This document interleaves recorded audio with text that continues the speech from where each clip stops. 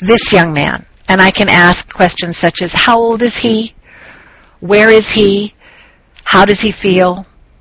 I might ask initially, is everyone at the table, is everyone at this event happy?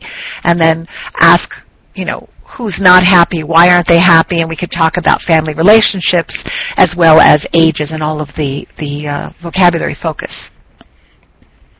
I also would like to point out that we talked about the importance of checking comprehension, and while the leveled questions are a wonderful support for checking comprehension, we also have activities here that would allow you to check comprehension with the whole class. Labeling is something that you can do with an overhead projector or through Listen and Point if you're using the book, but if you happen to have this software, I can have my lower level learners go through the lists at the bottom and drag, using the mouse in front of the classroom, drag the label onto the picture. And this is a way of checking their comprehension. My higher level learners, my lower level learners just have to drag the word. My higher level learners have to come to the front of the room and make a sentence as they drag the words, such as, my grandmother is a senior citizen, but she eats like a 20-year-old. One of the nice benefits of doing this in front of the class is that every time the answer is correct, of course, they get the green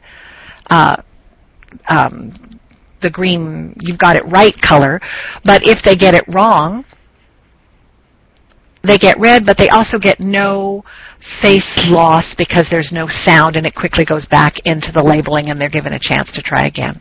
So labeling is an excellent comprehension check, and it can be done at a variety of levels, just non-verbally or verbally or with more complex sentences.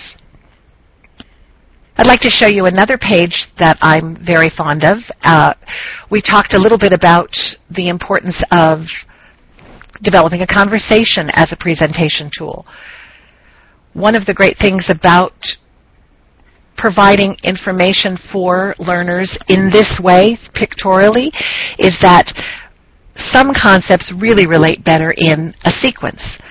So in this case, I'm going to show you this sequence of renting an apartment, and I would like you to focus on this area right here. So this young woman is calling about classified ads, and the way that we know it's not job ads is because it's on the Finding a Home page. So there's a lot of context that goes into making a picture comprehensible, and at multi-level that's extremely important. So we have a situation where she's calling the manager, and I'd like you to reflect for a minute, what kind of conversation would you present to your learners? Just think for a moment what you would have her say, what you would have the manager say. And I'll just share with you that I would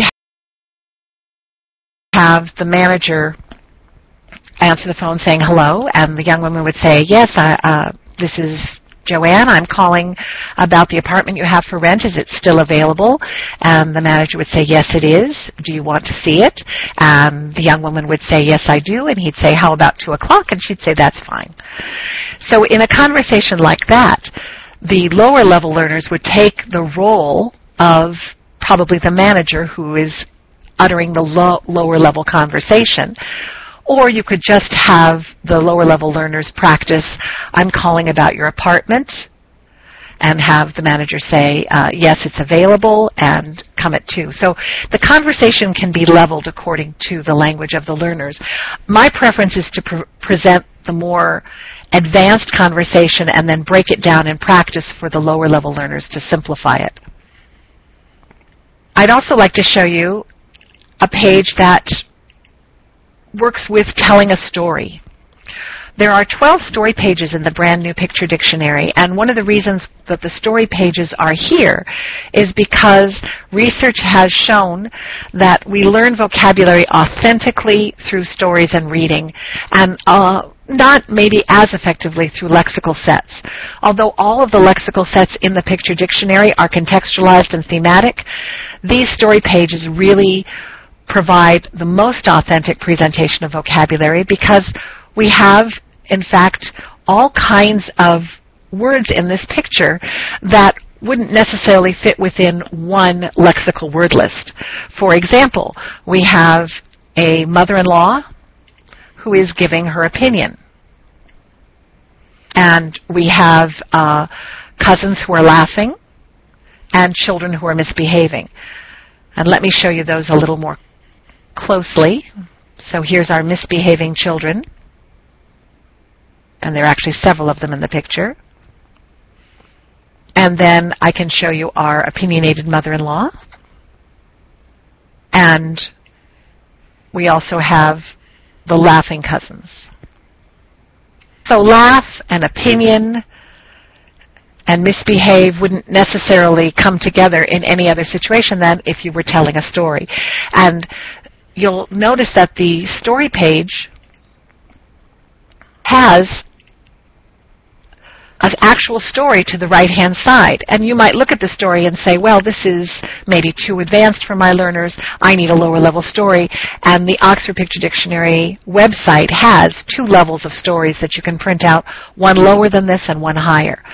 But I think one of the most exciting things to show you is that you can actually tell the story to the class using animation. And again, one of our webinar issues is that there can only be one audio stream at the same time.